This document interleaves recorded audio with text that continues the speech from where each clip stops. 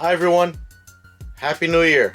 Apologies for the break here in some of the videos. There's been a lot of different things happening that I'll be sharing more and more with the group over the last couple of weeks.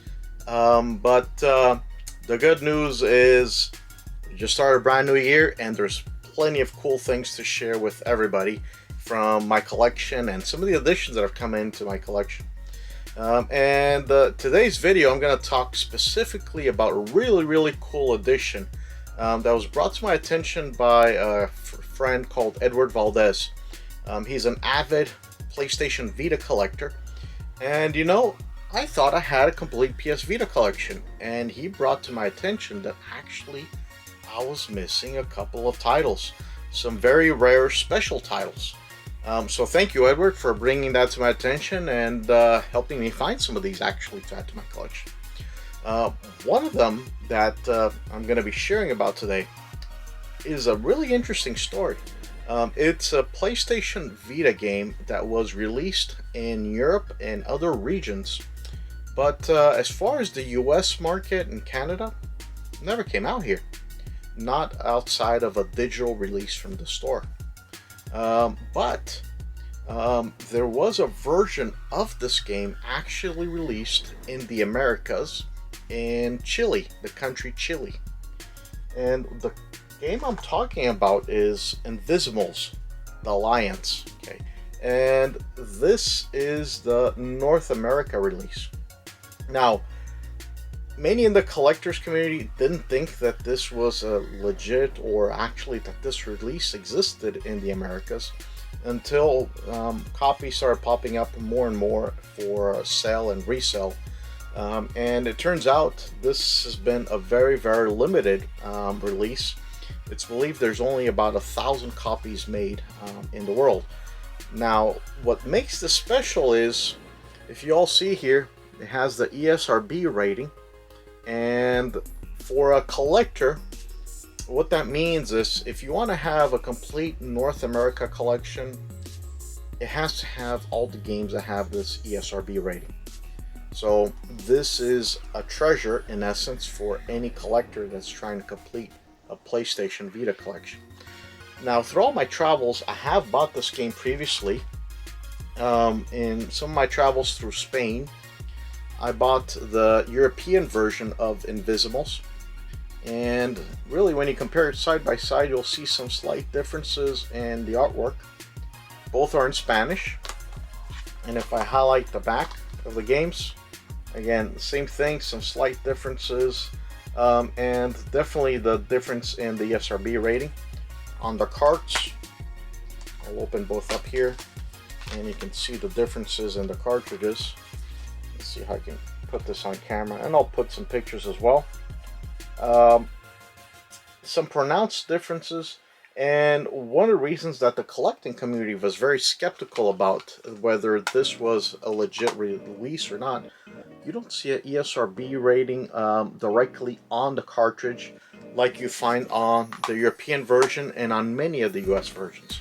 But upon further testing, examination, I think the whole collecting community has finally come to an agreement that yes, this is a true valid release. Okay. The game itself uses augmented reality, where you go through and you use the PlayStation Vita's camera to go and find Invisimals.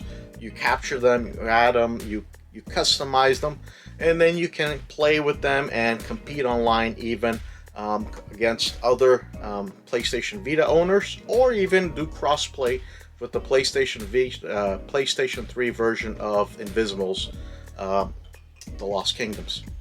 Overall, an interesting game and early explorations into augmented reality. So kudos for that innovation component. The game kind of wears itself after a while, and but here's some footage of the game. So the Invisible menu has a couple different options between story mode, quick battle, multiplayer, and options, but also gives you a ranking of your level and your overall progression of the game. One of the first things you'll get to do is to capture an Invisible, and it will give you some instructions on how to apply the dynamics of the PlayStation Vita to capture it. So you'll start out by using some cards that come with the Vita to place and capture your first Invisible. and you use the touchpad on the back of the PlayStation Vita to actually hit the invisible, and the motion controls are embedded inside the Vita to dodge the attacks at it. You know, I applaud the game for using the mechanics and some of the control features of the PlayStation Vita. Not a lot of games took advantage of all these features, so it's cool to see this innovation being applied here. But here we go, we captured the first invisible. Once you do that, you can go through and battle, whether you're doing it against the computer or online against other players. And the overall battle mechanics are pretty straightforward. You have your standard attacks, but then you also get some power-up attacks that you can use. Now, you can also evolve your invisible as the more you use it, which will grant you additional types of attacks as well. So, interesting aspects of the customization and the fighting aspects. Again, I applaud Sony and some of these companies for using new technologies such as augmented reality. And again, you have to take always into context when these games were released and the level of technology that they were in. Nowadays, augmented reality has evolved quite a bit, and it's starting to become more and more prevalent in some of the technologies that we use. But nonetheless, this is definitely a rare game and an oddity, to say the least, because of its sole existence in the country of Chile, and making it very hard for collectors to get and find a copy.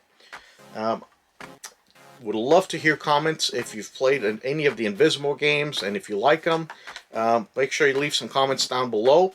Or don't forget to subscribe to my Facebook group, also linked down below, Video Game Fans, and share some of your thoughts and comments about the game. Thanks for watching, and Happy New Year.